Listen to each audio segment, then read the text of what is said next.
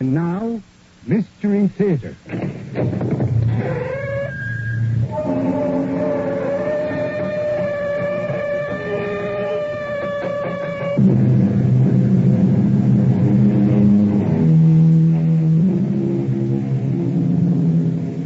in. Welcome. I'm E.G. Marshall. What is a life of adventure? Some people seem to be forever caught up in a maelstrom of events, while others go along doing humdrum tasks. Of course, what one person calls exciting is to another just an everyday occurrence. And some people seem content with what Thoreau called lives of quiet desperation. But there is a difference. Certain individuals create their own excitement. Perhaps we never find adventure unless we go looking for it. But when we do find it, the results may be quite unexpected. Are you sure, miss, that you want to get off at Foothill Junction? Of course. Are we almost there? We'll be in about 5 minutes.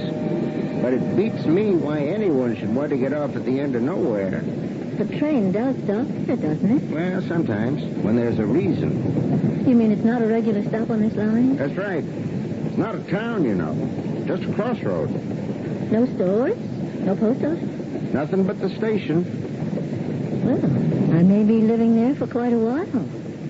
But nobody lives in Foothill Junction. My uncle does. Your uncle? Yes, Uncle Caleb, the station master. You're staying with him? Mm-hmm. Well, it's hard to believe.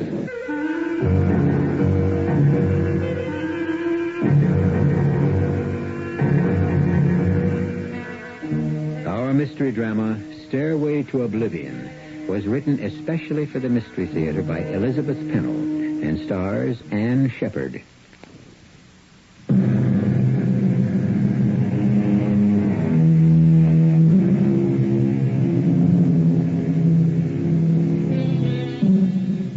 It is true that Julia had spent most of her life in the city, and at age 35, she gave every appearance of being a sophisticated woman quite able to take care of herself.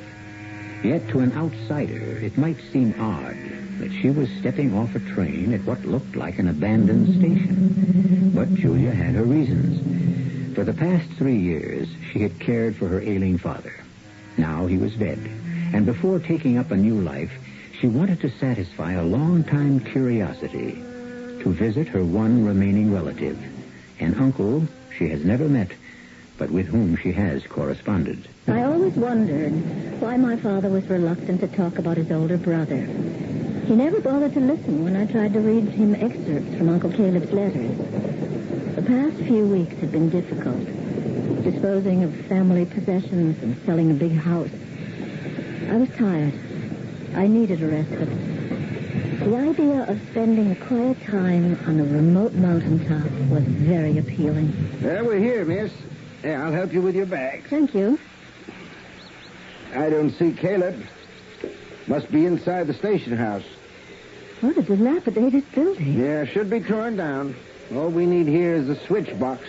You wait. I'll see if I can find the old man. Caleb? Caleb? Yeah. Why's the train stopping? You're 2 minutes late. Caleb, we have a very special passenger. What's that? A passenger? Yeah. Lady says she's your niece. Julia? But not today. It's next week she's coming. Next week. She's waiting for you right now here on the platform. Dear me. Julia? Julia, my dear, forgive me, but I thought it was next week you were coming. Hello, Uncle Caleb. Well, you said in your letter... Are you sure you'll be all right, miss? Of course she's all right. Now, give me those bags and get going. Train's 5 minutes late. Oh, Uncle Caleb, it's good to meet you at last. I'm sorry if there's some mistake about the date of my arrival. Oh, it's all my fault. Months and days have a way of all blending together up where I live. Afraid I've brought quite a bit of luggage. My clothes and some books for you are in that big one. Do we have far to go? Yeah, straight up those stairs. Oh, that stairway looks as though it goes on forever. Just about. I told you I lived on top of the world. This Bag of yours is mighty heavy. But wait, perhaps if we carried it together. Well, I'm afraid we can't manage everything at once. I'll just lock the big bag up in the station house. But, Uncle Caleb, all my clothes are in there. Now, don't worry about that. We'll get them tomorrow. You take the little bag and start up the stairs very slowly. I'll catch up with you. 68, 9, 70. And plenty more to go. You climb these stairs every day? Well, you get used to them. Here's the one resting place. I see a path leading off there. Where's that go? Just off in the woods. Now, take a look at the view. Oh, it's breathtaking. Or maybe it's just the climb that's taking my breath away. Yeah, we'll be there in a moment now. Just keep going. Mm-hmm. You see? That's my house. It sort of comes at you all of a sudden. Oh, careful. Oh. Should have warned you about that stone. Looks like a marker. Yeah, that it is. Read what it says. O-B-L. Oblivion. Yeah, that's the name of my hideaway. Very appropriate, don't you think? I guess so. It's rather frightening. Why, Uncle Caleb, it's fantastic. I thought you'd like it. The books. And a laboratory, too. What are you doing with those bottles and things? Oh, I like to potter with my pots and potions. Bugs and toads in those jars. But, oh, dear me, I know you'd like to freshen up, and I haven't even got the towels ready. Don't you worry about anything, Uncle Caleb. I'm pretty good at foraging for myself. Whatever there is to do. Please let me help you. The bedrooms are down that way, and, oh, excuse me, I just remembered. I left poor Crepe Hanger shut up in the basement. I knew about Crepe Hanger. I was eager to see the rest of the house. A long hallway opened off the living room with uneven floorboards and many doors, all of them closed. I moved cautiously, and then, at the very end of the hall, one door was ajar. I went in, expecting the worst. But my sagging spirit soared. It was a bright, cheerful room with a window and a view. I knew it wasn't Uncle Caleb's bedroom, even though a pair of well-worn jeans hung over the back of a chair. But my uncle was calling me, and I hurried to tell him I'd found my room. Well, here she is. Crepe Hanger, this is Julia. What a beautiful, beautiful cat. You see, she knows you're a member of the family. And now, my dear, I'm going to show you to your room. Oh, I've already found it. You found Julia's room? The one at the very end. The door was open and I went in. No, my dear, that room is not for you. Oh, but it looks so comfortable. And it has such a nice view. You haven't seen your Aunt Julia's room. That's the only place for the woman of the house. But Aunt Julia never lived in this house. Oh, no, my dear. Your Aunt Julia's been dead for 20 years. But she would have liked her room. And so will you. Through this door here. It looks like my grandmother's bedroom when I was a child. And some of the same furniture. I've been saving it for you. You wanted a view? Now look out here. You never wrote me about your garden. Well, it's at its best just before sundown. And now, at last, I bid you truly welcome. As you can see, you have come home. I didn't know whether to laugh or cry. The dresser reminded me of my mother's. And feeling like a child, I stealthily opened the top drawer and... Oh, Uncle Caleb! What's the matter? Julia, what is it? I opened this drawer. There's a whole nest of baby mice. Well, yes, of course. And we mustn't disturb them. Disturb them? I don't like mice. Now, Julia, the mice are happy here. It's the perfect place for a nest. crepe hanger can't get them. And they'll never bother you. It's always a great comfort to have living creatures in the house. Uncle Caleb took me into the rear of the garden. Dark trees rose in the background, but there was a wide, cleared space laid out in plots and pathways, and there was a marvelous fragrance in the air. Well, I hope you'll spend a great deal of time out here. It's an herb garden. Oh, it's charming. Let's see, that's thyme, and this is sage. Oh, I'm a classicist. Now, there's rosemary and rue, and this is comfrey. Very good for healing cuts and bruises. What an array. And here's what I call my poison plot. Well, it doesn't look very sinister. Lily of the valley, larkspur, jack in the pulpit, iris, and buttercups.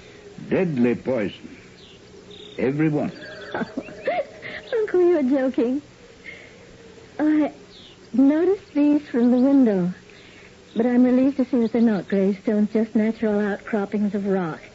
Forgive me, but from a distance, there's something about the way your garden's laid out made it look like a cemetery. Oh, I planned it that way. Oh, Uncle Caleb, you're a ghoul. Now, don't laugh. This is a proper graveyard, all right. And someday, my Julia and I will be laid to rest here, side by side. His words were strange. And after I went to bed, I tossed and turned for hours, ridden with horrible nightmares. I woke late, dressed, and headed down the hallway. Good morning, Crepe Hanger. Where's my uncle? I went into the surprisingly modern kitchen, efficient like a hospital, except that the many shelves were filled with herbs and spices. The makings for a substantial breakfast were on the table, and there was a note from Uncle Caleb which said, "I'll be back at 11:30. You know your way to the garden, but please do not, in big capital letters, open any other doors. I'll explain later." Well, he needn't worry. I was not about to pry. But I did want to get outside, and my clothes seemed all wrong for country wear. Then I remembered the jeans in the front room. If that door was still open, I wouldn't be breaking any rules. It was, just as it'd been the day before, and I snatched up the jeans from the back of that chair. Just my size if I rolled up the bottoms. I didn't stop to wonder who they might belong to, for now they were mine. When Uncle Caleb came back, I was happily kneeling in the garden trying to identify the herbs. Julia? Julia? I'm out in the garden. Well, I'm glad to see... Julia, Yes, Uncle Caleb. where did you get those... Those what? that disgraceful pair of pants? I saw them yesterday in that back room there. Well, take them off at once. Well, I will if you've brought my suitcase. I have a couple of pairs of slacks. Sorry, my dear, but I could not bring your suitcase. Freight train left a box of provisions, and I had too much to carry. But I have no other clothes to wear. We'll take care of that. Come with me to your room. Over there, in the trunk, Julia. Open it. But these are Aunt Julia's clothes. I can't wear anything like this. Look down further.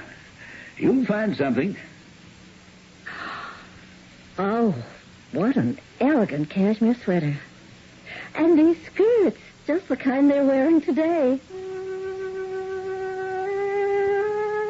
Yes, there were plenty of things in that trunk I could wear.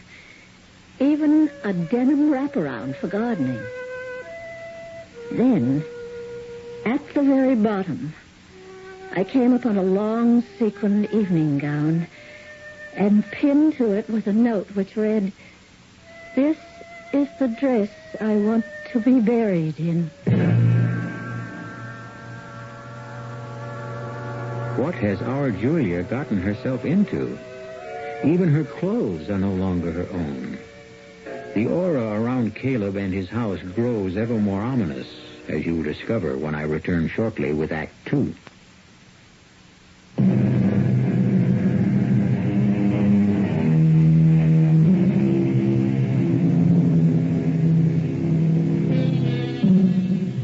As the days slipped by, Oblivion cast a strange spell of lethargy over Julia. For a time, she offered to help her uncle carry her suitcase up the stairs, and then forgot all about it. She even lost all curiosity about what was behind those closed doors. Caleb, too, seemed far more relaxed. They spent many happy hours together in the garden, and Julia became engrossed in the study of herbs. She had grown fond of her Uncle Caleb. But this false sense of peace was abruptly shattered early one afternoon when Julia was alone in the garden. Hello? Hello in there. Oh, John, of course he's not here. It's Wednesday. Oh, that's right. Let's go around back and see what the old buzz has been up to in his garden. But, John, look. Somebody's there. It's a woman. Now, don't frighten her. Excuse me, miss. That's all right. We came by to say hello to Caleb. People. Yes. We're people, but you're looking at us as though we were ghosts. But, how... Oh, well, we're just the summer folks from down the hill. Uncle Caleb never mentioned Caleb. He's your uncle? Wait, he never mentioned you either. I'm here on a visit, but I thought this was the only house around for miles and miles. It is, except for our cabin. I haven't seen any cabins. Halfway down the stairs. Oh, yes. I saw a path. Well, you follow that way into the woods, and there we are. For 3 months of the year, anyway. Only this year, Caleb's in for a surprise. We told him we weren't coming. I see Caleb has put you to work in what Emily and I call his cemetery. Oh, I thought that at first. I guess it's because of those 2 rocks that look so much like tombstones. I have an idea they are tombstones. Let's go inside, shall we, until Uncle Caleb comes home. I don't think we should be snooping around this way. Now, aren't you afraid to stay in this spooky house? That skeleton would be enough to turn me off. Don't tell me there's a skeleton in one of the closets. Oh, not in the closet. He rolls it around on a coat rack kind of thing. It must be one of the surprises behind this closed door. How do you know so much about this house? When we first came here, Caleb showed us all over the place. I think he was trying to frighten us. But we don't scare very easily. Old man never talks about himself. But he's a good neighbor. Except when he has visitors. Then he doesn't want anyone else around. Why?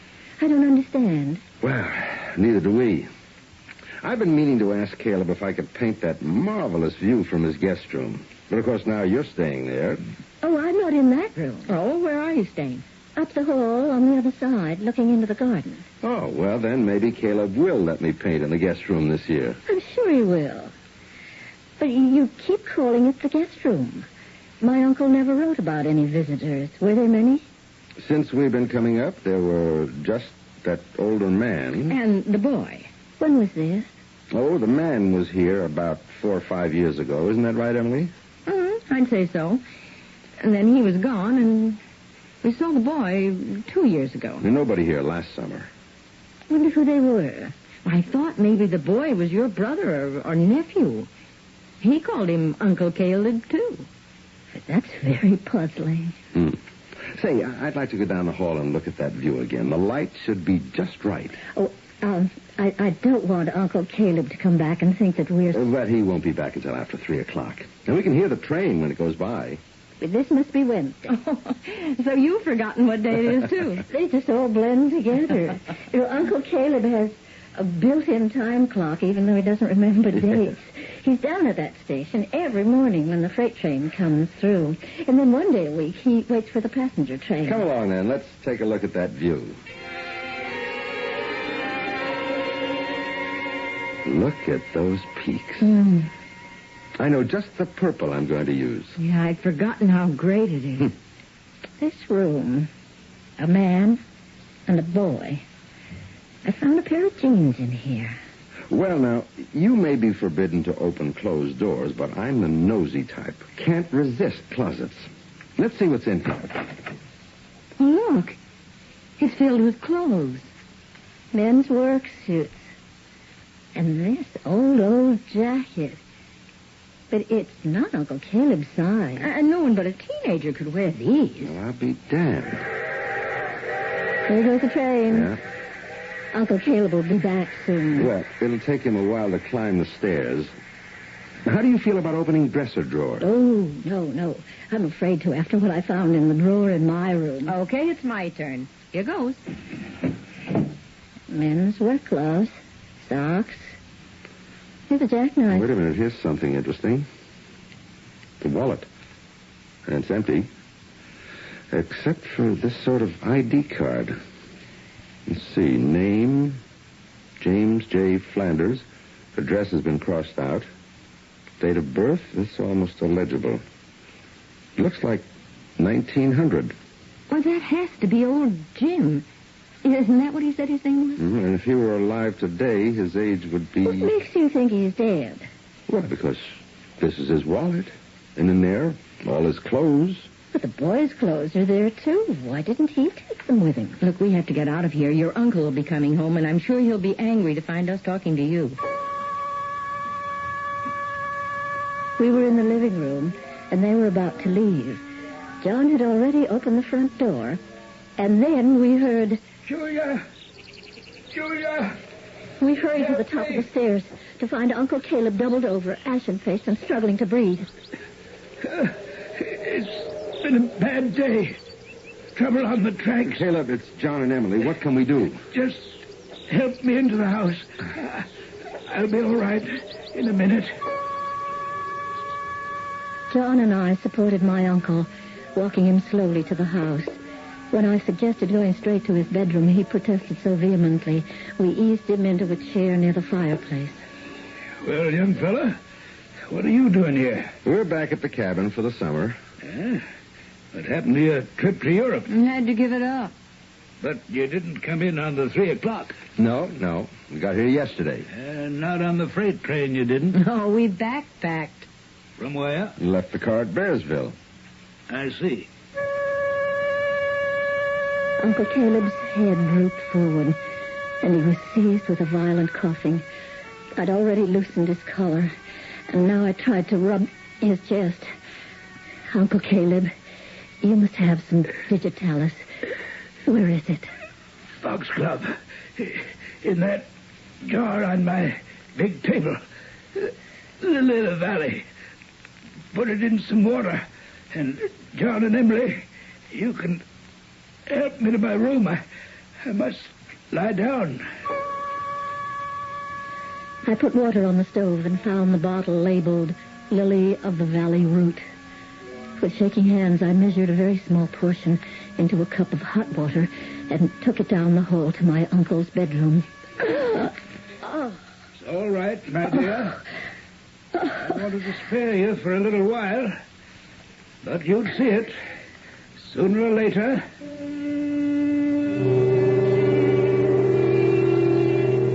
I couldn't believe I was seeing it then. The walls and floor were black, and so was the big bed with a prow like a Viking ship. My uncle looked like a ghost propped up against those white pillows. And thank heaven, John had warned me, because there on one side of the bed was that coat rack thing from which dangled a full-size skeleton. Don't be frightened, my dear. You'll soon get used to everything around here.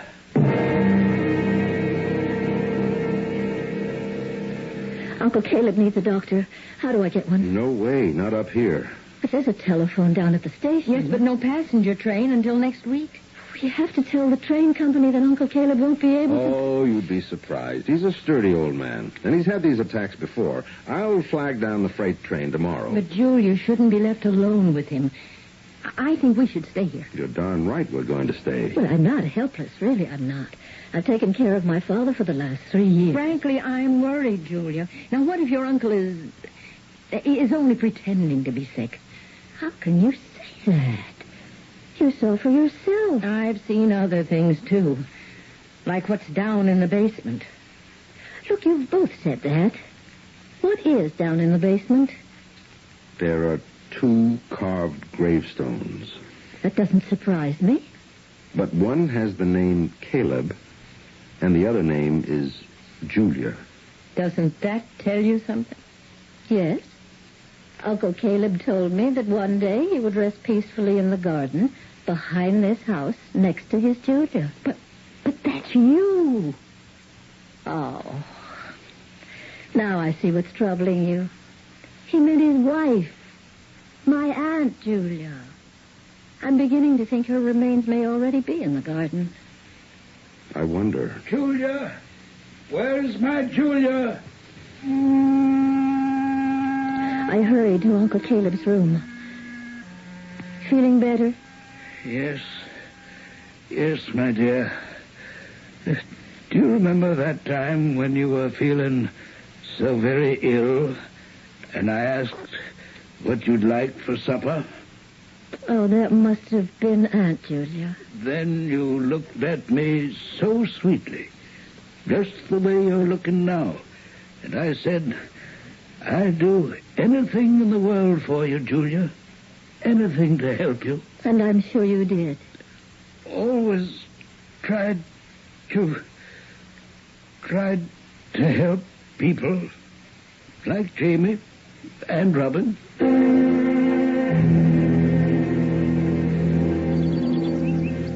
Oh, John. John, let's go back in the house. All right.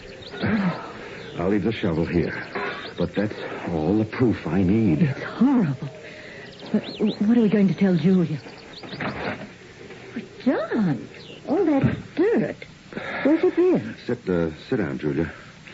There's something we've got to talk about. No, don't tell her, John. Arnie, you have to get away from this evil place. Oh, stop it, both of you. My uncle may be eccentric, but he's a kind, gentle old man. Yeah, I used to believe that, but no more. We're letting our imaginations run away with us. But, Julia, I have the proof. Proof of what? I remembered that 4 years ago there was only one stone in the backyard. Then last year, the smaller one had been added. Go on. So I took a shovel and went out just now. Oh, you had And no I right. didn't dig down very far. Just far enough to establish that 2 wooden coffins are buried out there. One of them is about 6 feet long, big enough for a man, and the other is smaller. Just about the right size to hold a boy.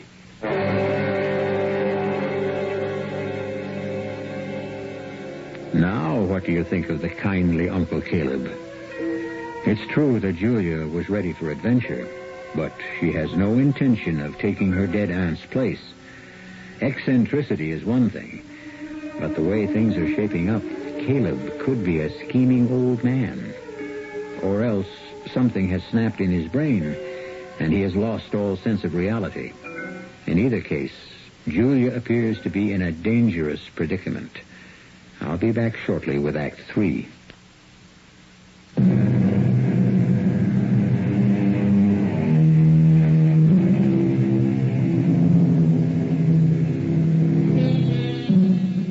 Julia has been confronted with some highly incriminating evidence against her uncle. If there really are 2 bodies buried in his garden, shouldn't the police be summoned?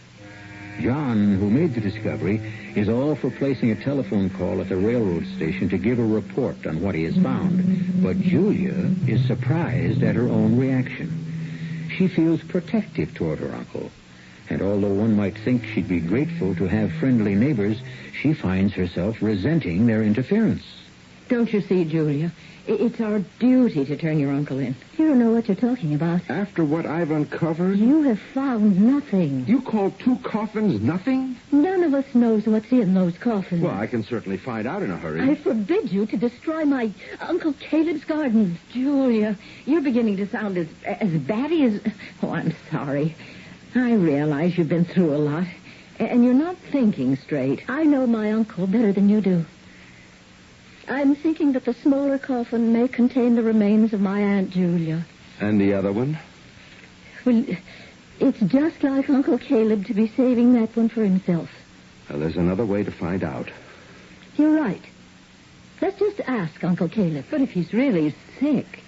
I mean when he gets stronger. In the meantime, I suggest we have some supper, and then you can go home. There's really no reason for you to spend the night. We're staying.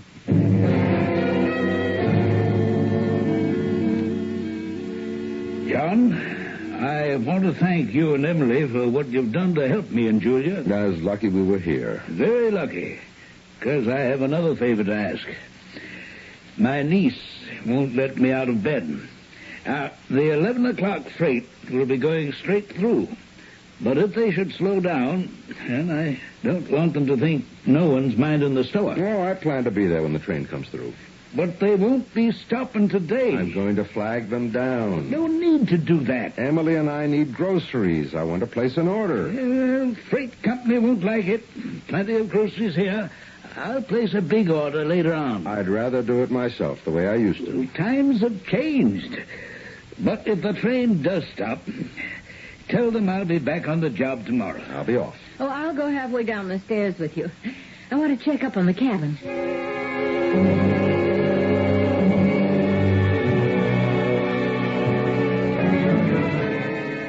It's good to have you here to look after us, gal. I like being called that, Uncle Caleb. Why, what did I call you? A girl. Well, of course. And that's what you'll always be. It's why I don't like to burden you with my problems. If there's anything you want to tell me, Uncle Caleb, you know I'll always listen. But it's just that if anything should happen to me, I want you to make certain that my Julia and I lie side by side, just as we always do. You mean in the garden? Yes. Yes, I've left instructions in my will, but I'll feel so much better knowing a member of the family will take care of things personally. Well, of course, Uncle Caleb. You can count on me. But you know, you hadn't told me that Aunt Julia is already buried in the garden. Oh, she isn't, Julia. Not by herself. We'll go together. But where is she? She's there, in that handsome urn, on my bedside table.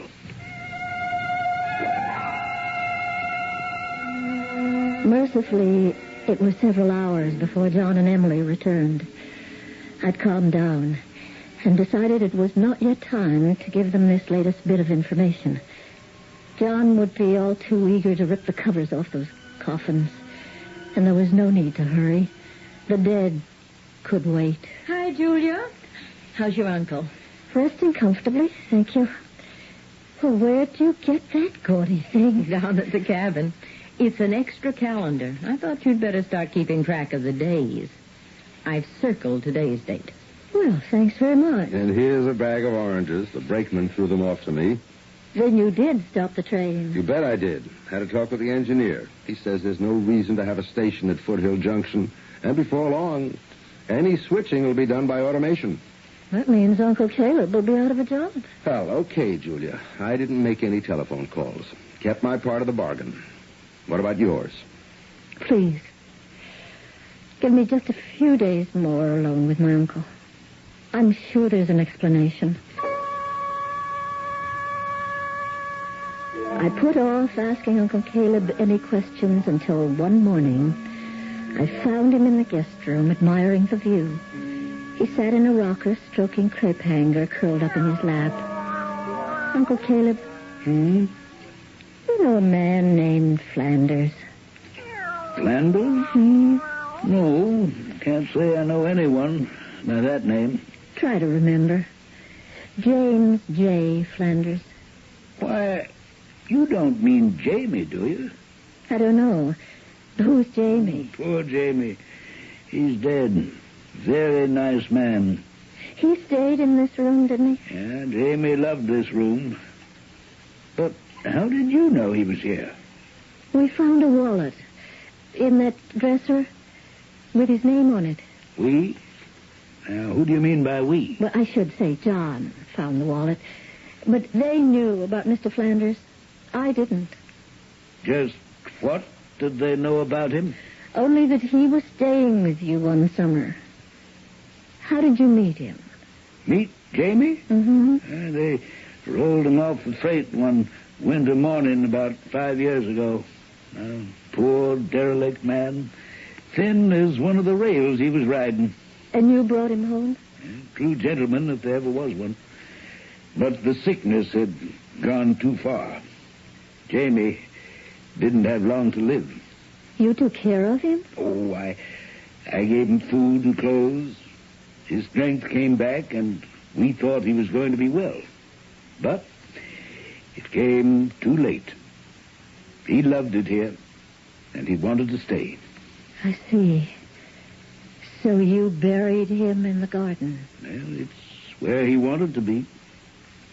Uncle Caleb, there are 2 unmarked gravestones in your garden. Oh, so you know about Robin, too. I know nothing about Robin. Dear Robin. I found him in the woods, nearly starved to death. And it was October. A boy. Way up here. Where did he come from? From Bearsville. No. You don't mean that he escaped from that mental institution? That was no place for a bright boy like Robin. Oh, Uncle Caleb. You can't just take in a boy who's a runaway. And why not? He needed a home. But didn't they look for him? Oh, yes, but I hid him in the basement. I don't know what to say. How long did this boy live with you? Nearly a year. I tried so hard to help him, but he must have been sickly from the time he was born. It was too late to save a small soul who'd been abandoned when he was a baby. Uncle Caleb, when you say you helped him, do you mean that I mean I gave him love and the only home he'd ever known. That's why Robin must never be taken away.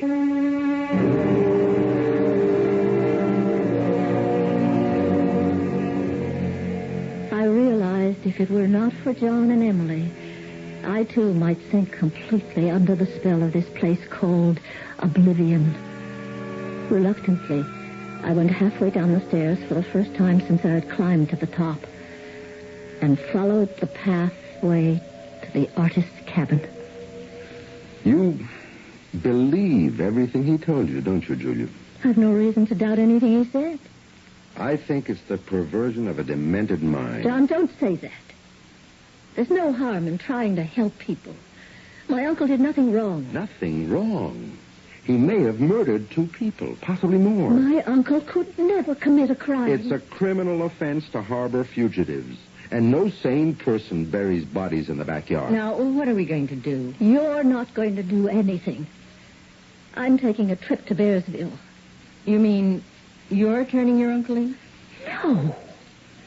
I'm going to tell them about that poor boy. And if he had no family, I'm sure that... What about the man named Flanders? Well, I'll get legal advice. Well, you better let me handle it. Take it easy, John. This is Julia's problem. All right. But if she doesn't come back with some straight answers, I'm going to the authorities and tell them exactly what I think.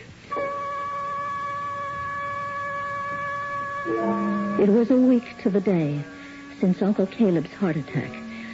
He had been doing a little work in the garden and showing signs of restlessness. Emily had come over, I suspect just to check up on us. It was nearly 11 o'clock in the morning. Julia, what day is today? Well, let's see. Where's the calendar I brought you? Harry, I have to know. The day you circled Emily was Saturday, so it's Sunday, Monday, Tuesday. Today is Wednesday. I should have known. I have to get down to the Now, station. don't worry, Caleb. John's there. You don't understand. I have to go. I have to do it. Do what? The switch. I have to throw the switch before the train passes the station. My jacket. Where's my jacket? Just a minute, Uncle Caleb. You're not going anywhere. It should have been fixed long ago. I told them the last time. I'll go down the stairs with a message. No one else knows what's wrong. I'm the only one. You're not well enough. Not down that long flight of stairs. Last week, trouble with the switch. It jammed, and I threw the emergency for the passenger train. But the passenger train doesn't get here till 3. That should be plenty of time. No, the way it's set now, the freight will go through on the passenger tracks, and about 20 miles from here, there'll be a head-on collision. But there must be some way that you The could... freight doesn't slow down on Wednesdays. I am the only one knows about that switch. I must hurry. We're right with you. Let go of me. I can't be late. Broken switch. Let go of my arm. I must move faster. Faster. No one must be hurt. No one will be when I do what I have to do.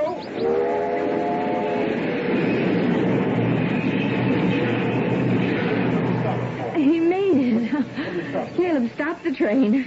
I know. He said he had to do it. John? John, everything's all right now, isn't it? Go on back up the hill, both of you. There's nothing you can do. Well, then we don't need to give you the message? What message? About the switch, the broken switch. Switch. So that's why he did it. That's exactly why. He should have told me last week. Where is Caleb? I suppose there was no other way. No other way to stop that freight train. Caleb threw himself across the track.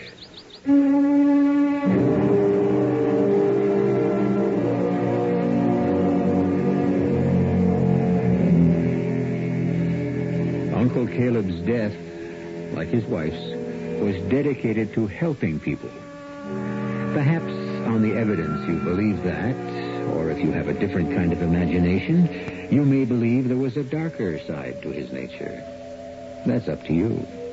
As for Julia, I'll tell you about her in just a moment.